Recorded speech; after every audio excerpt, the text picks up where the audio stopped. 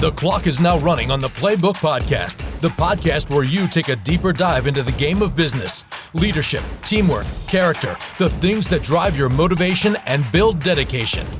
When you get a good look at the game plan of great business leaders, you start to formulate your own playbook and your own rise to the top.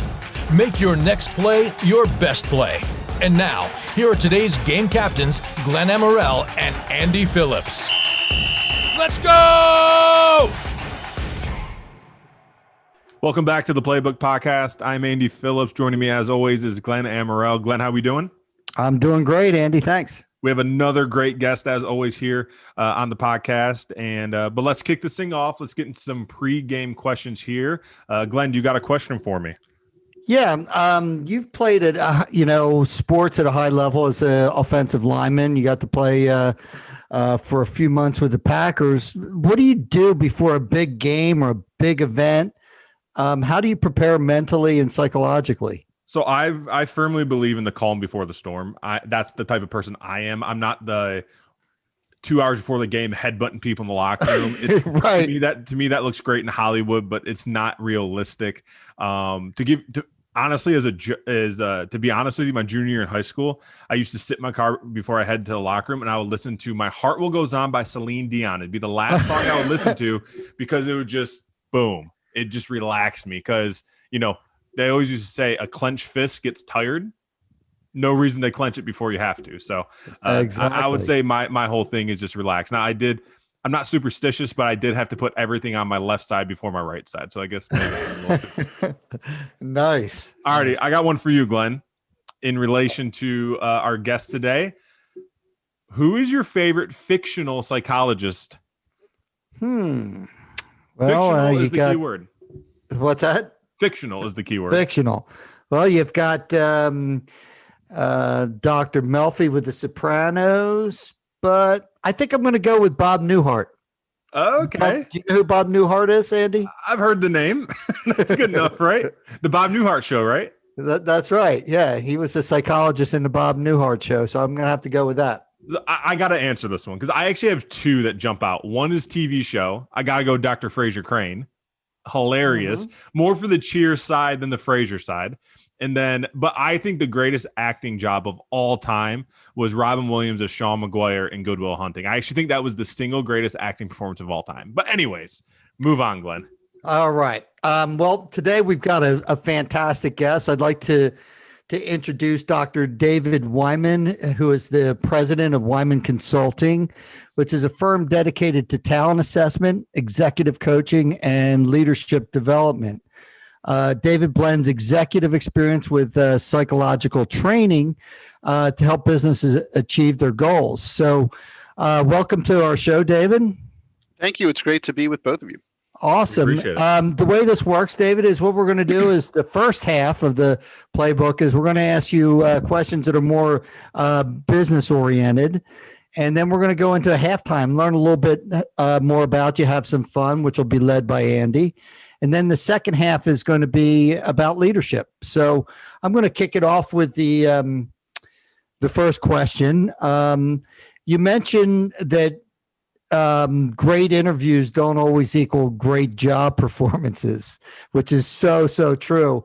How can using outside experts like the Weiman Consulting help with talent assessment? I think that sometimes a candidate for a job, for whatever reason, will share with someone external something that they haven't yet shared with the people inside the company who are interviewing them.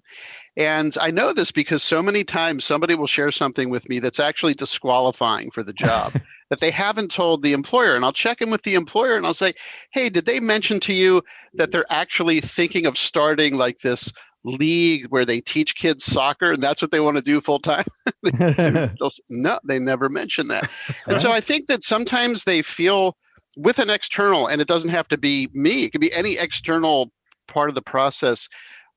They let their guard down a little bit and they might share something that's super relevant that they haven't yet told the employer. That's great. All right. My question would be, your profits and strong, effective leadership are directly correlated and they're directly related. So how can executive coaching increase productivity?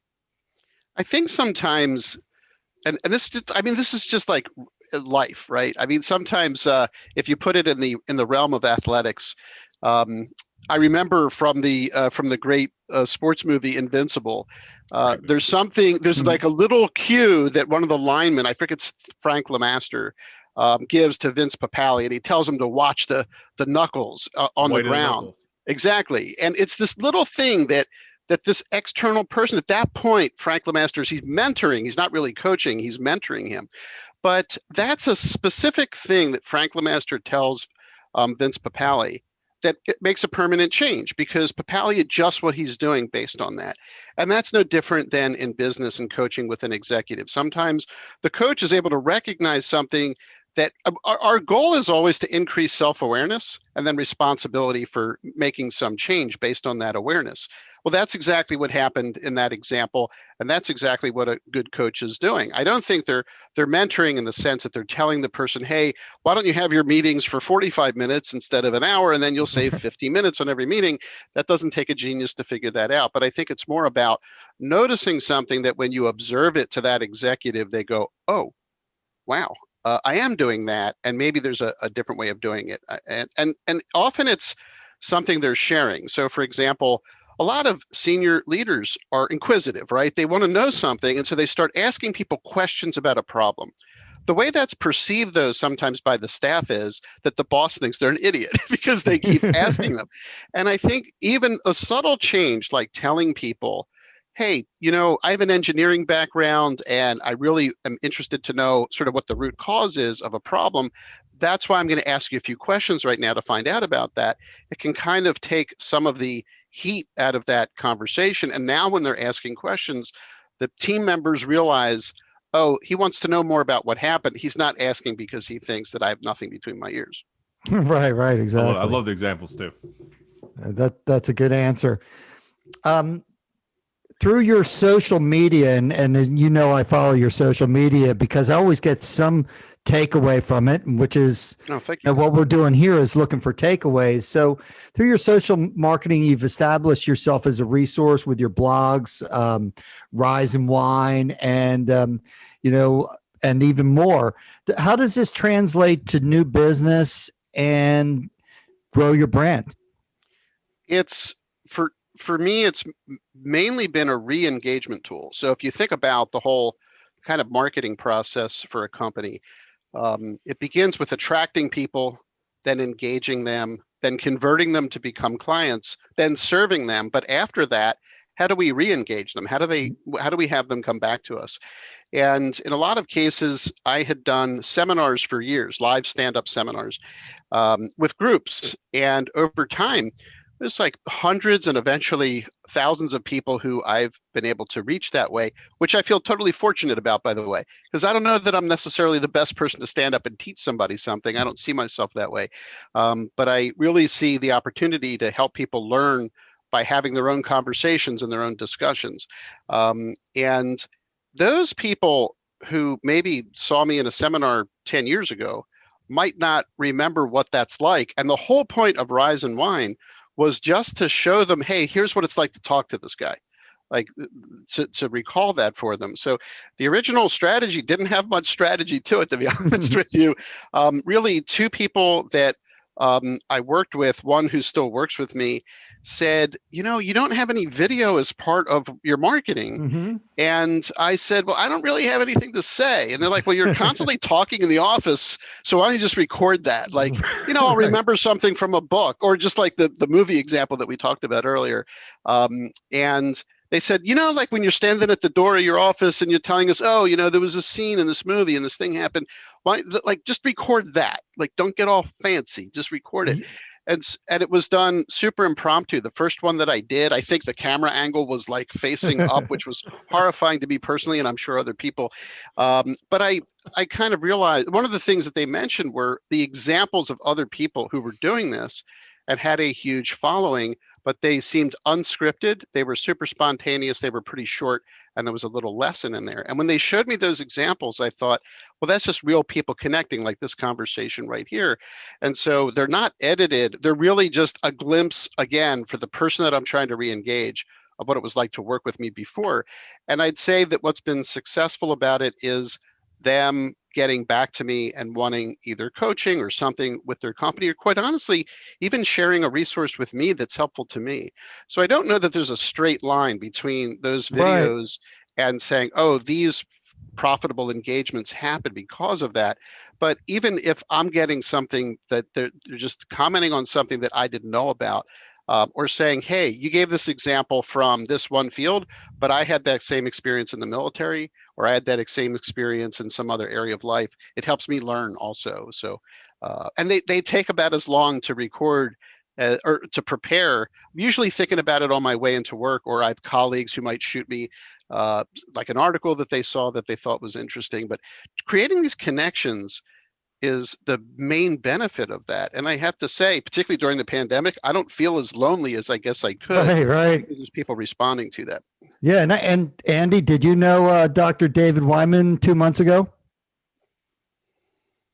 Through you, I've definitely heard of it, but yes. So definitely, those are some of the things that happen, right? So, there's people now in my circle that will mention something about a Rise and Wine or a blog that we saw that you put out. So, I like your philosophy, because it's not about saying, hey, come to me for, consultation.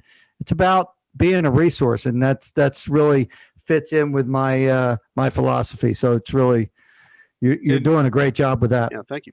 And Glenn mentioned your blog, and your recent blog, Everyone Matters. You talk about employee retention, and that's huge in our business as well. So can you just elaborate a little bit on that before we get into halftime? I think that people at the top, first of all, obviously the way any organization is organized is sort of lonely up there, right? But the employee doesn't feel that way. The employee feels this connection with the leader, and the leader is seeing a lot of people, but the employee is oriented towards that boss at the top, along with the other people that they're connected to. And so being aware that that individual's experience of the leader is super powerful is something that I think any leader can be reminded of. And what brought that blog post up was an article where an employer was asked how many employees he had, and it was a really positive profile. But I think that the employer undid all of it by saying he didn't know. And he started throwing out these wild guesses that were thousands of employees apart. And how would I feel if I worked for that person? I thought, he doesn't even know. He can't even guess within a range of 2,000 how many people work. And by the way, it's not an organization that has 500,000 employees. So his wild guesses were like 20% of the total that the article reported. And I thought, man, like maybe something in that person's mind was like, I'm so important, I don't even know how many employees I have.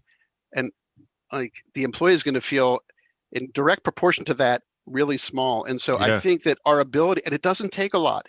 So if you notice somebody's doing something really well and you're able to say to them, I really appreciate you going the extra mile for that customer, because that totally connects to our values here about making the customers feel awesome. That employee's going to, that took 15 seconds for me to say it. That employee's going to remember that for the rest of their lives, that the boss acknowledged that. So that was really the idea there, is every single person matters, and you have a lot of leverage to show them that. And it doesn't take a lot of time, but it's really meaningful. Yeah, it reminds me of a piece on, I don't know if it's 60 Minutes, but when all the airlines were having huge losses, Southwest, the CEO would go to different hubs and he'd say, hey, how's, your granddaughter? Is she doing better? And it was really amazing that, the employees just felt like they're part of something bigger. So they're willing to take a pay cut during this downtime to make them the only profitable airline during that time period, which was a real eye opener. It really does matter. Great example. With that, we are now at halftime. And David, the way we do halftime on this show is we get away from business, we get away from leadership, and we want to get right down into some fun questions with you. Let the listeners get to know David Weiman a little bit more. Speed round. Again, we let people know that, hey, you can answer with one word. I might have a follow-up. Glenn might have a follow-up question to your answer, or you can have an explanation yourself. So it's not your classic speed round where we're trying to answer 10 questions in 10 seconds. So are you ready for the speed round? I am. All right, let's go. We love asking this question on here. First car you ever owned that you own the title, and we would like year, make, model, color. It was a dark blue 1980 Chevy Chevette 4-speed that did not have air conditioning or a cover on the glove compartment. And every time I would stop short or accelerate stuff, everything would fly out of that little glove box. It was the best car ever. It was like driving a plow in the snow. I had cinder blocks that I put over the rear axles to give it some weight. And the prior owner his dad was an electrician, and he put in a Pioneer Super Tuner stereo with a cassette in there, which at the time was a phenomenal thing. And he cut out of the hatch put in these giant Jensen coaxial speakers. It was like riding around in a concert hall. It was awesome. That's great. What is your biggest fear? It can be as little as a spider or as big as anything you want. My biggest fear is being in the wrong place at the wrong time in almost any context. I got on the wrong plane. I'm sitting there. I'm supposed to go to Tucson, and they say, we're about to take off for Florida. Please fasten your seatbelts. Like something where I'm publicly just in the exact wrong spot. I walk into the wrong door someplace. I'm a meeting I don't belong in, anything like that. So Home Alone 2, if you've ever seen it, must give you nightmares. I have not seen it. I am going to watch it, and I will get nightmares. All right. What is your favorite book or your favorite podcast? Either one.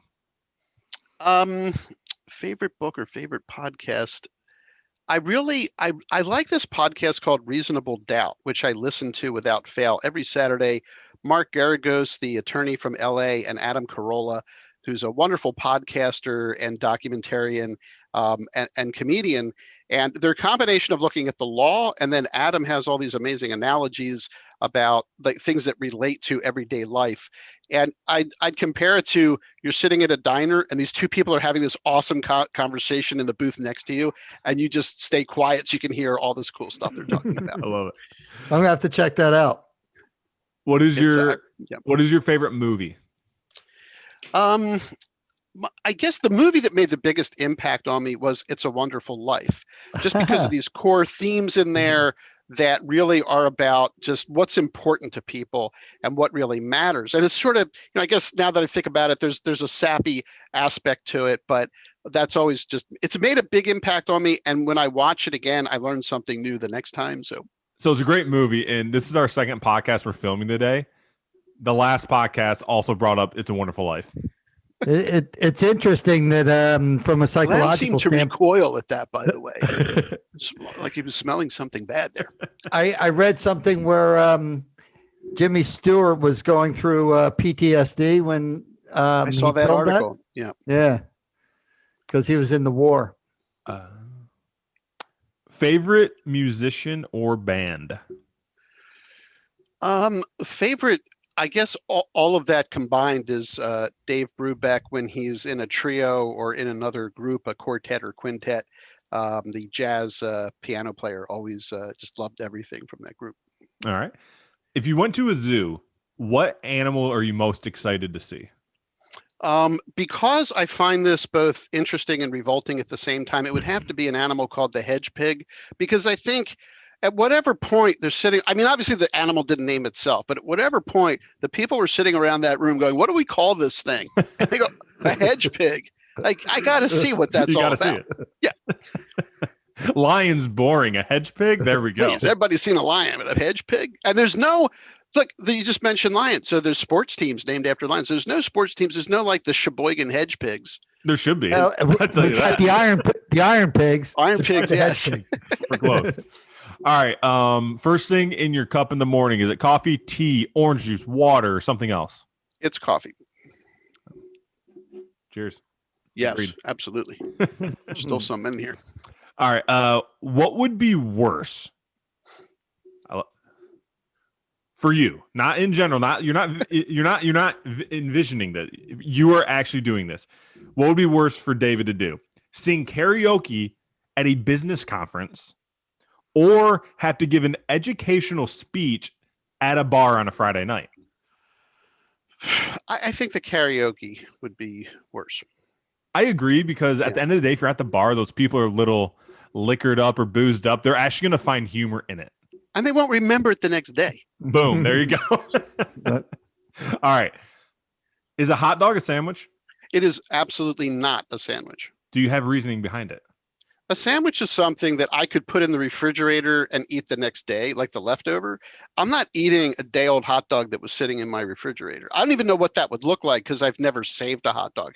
A hot dog, you eat, whatever you don't eat, you throw out.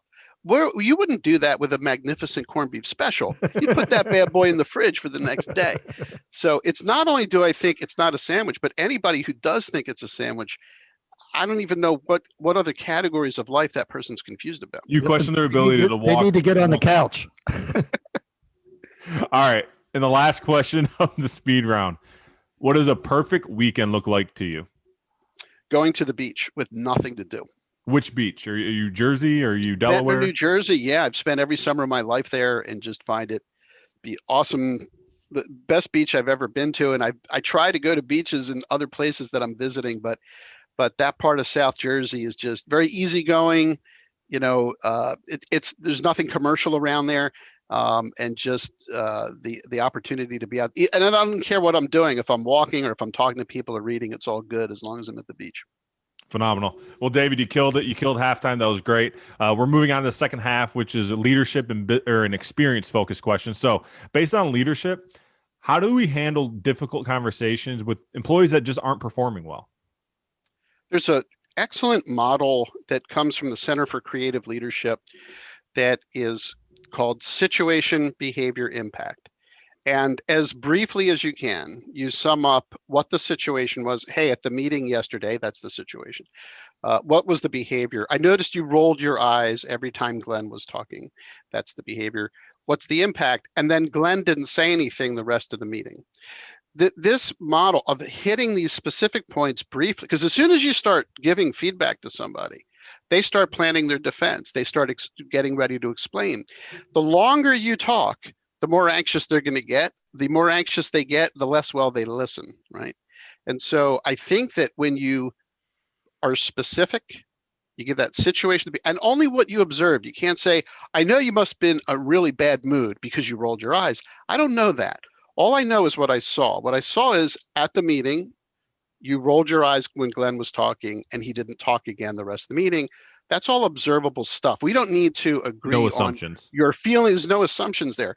And so, and turning it over quickly to the other person lets them start giving their side of that. And so I think that when you're giving constructive feedback, you don't want to wait 6 months to do it either, because now you have all these different examples and it feels like a court case to the other person. So I like that super brief, structured way of doing it.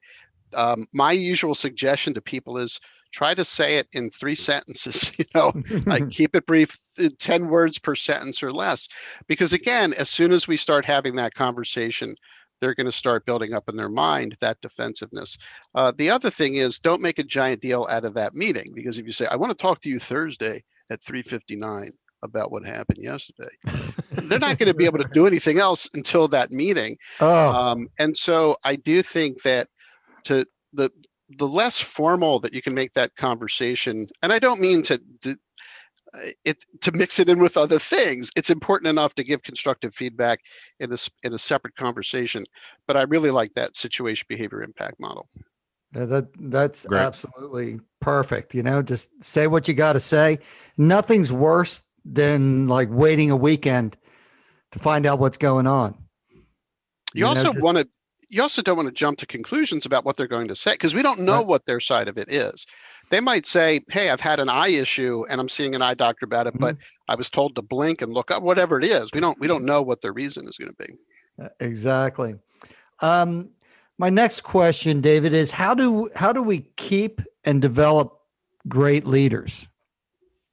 I think that everybody has these things that they want to contribute at work. If we have found decent people who are motivated to help in some way, and identifying as early as you can the things that they wish to do, the things they wish to accomplish, the things that are important to them is really valuable.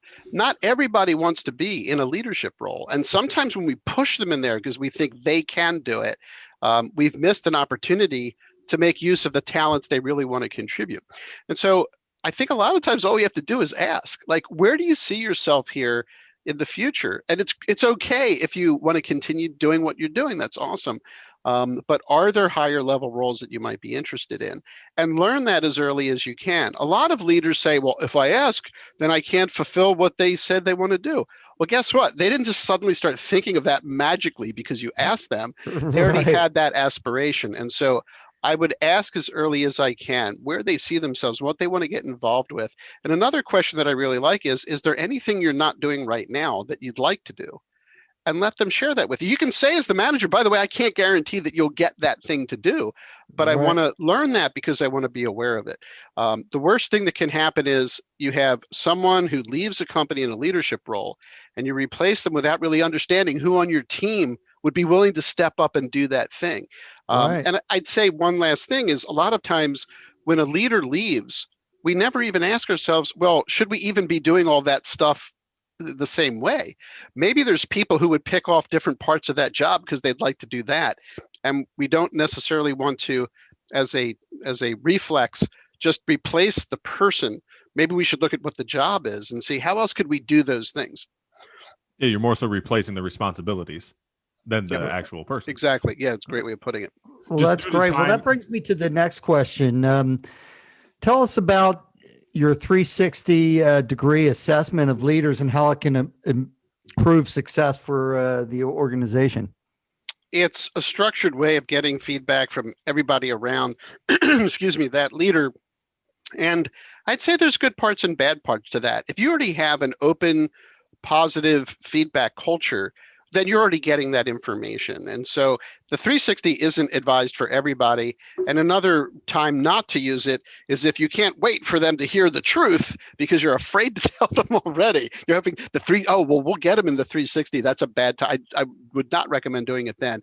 But it can be super helpful for people who are maybe 1 year into a role and you really want to help them get some information that's helpful to them. Now, does that work with a smaller organization where you're going to know that the feedback is coming from somebody? And I know people get concerned giving feedback, even if it's anonymous. I don't believe in using anonymous feedback for 360s for that exact reason, because half the time the person's wondering who said it. So I use a method that takes that feedback and creates themes about it. So if we hear from 3 or more people that in meetings you tend to cut people off before they've said everything they have to say, then they don't have to know that Joe said that because 3 or more people said it. And we find a way of putting that feedback in a way that is helpful to the person. But we don't want people to wonder, man, I know that Lauren in accounting has always had it in for me and she's the one who said that.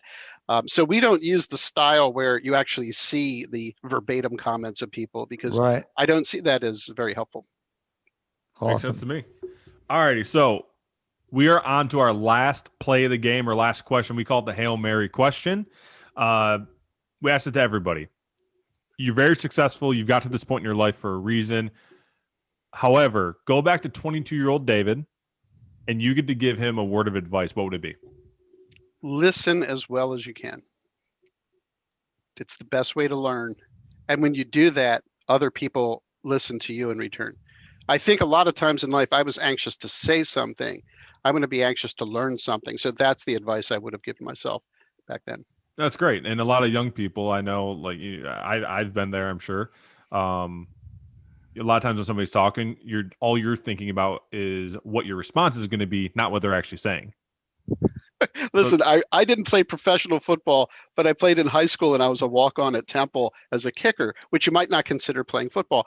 But I remember in high school, the coach, if he thought somebody was listening, when they had their helmet on, there's the ear holes on either side, he would put his hand on one side of the helmet. He'd talk it to the other side. Then he'd put his hand over it and like shake it a little bit, hoping it would hit something. So that didn't happen to me. But when I saw it, I thought, maybe you should listen a little more. Like, maybe that's a good thing.